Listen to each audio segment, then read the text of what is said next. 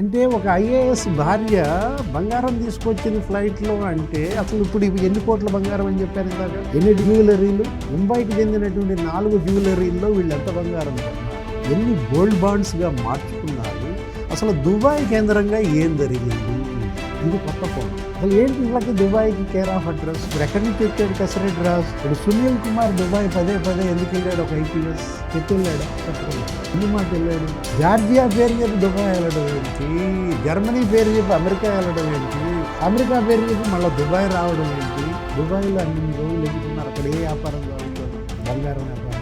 అంటే దుబాయ్ నుంచి ఇక్కడికి బంగారం ఎంత వచ్చింది, ఇక్కడి నుంచి ఎంత హవాలా బయటికి వెళ్ళింది. అదే కదా కృష్ణదేవరాయలు అన్నది, ఏది 4,000 కోట్లు అన్నాడు, అతని దగ్గర ఆధారాలు 4,000 కోట్లకి, కానీ నీకు ఎంత ఉన్నది. అందుకే మీరు అన్నది ఏమన్నావు, ఈడీ వస్తుందా రాదా అన్నది అదే అన్నది.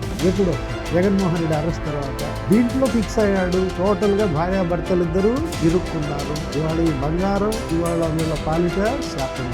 ఇది 30,000 మంది ఆత్మల ఘోష, 30,000 మంది చనిపోయారు. ఇది ఎలా చూడాలా, ఇది కేవలం ఆర్థికపరమైన నేరం, ఇది అమానుషమైన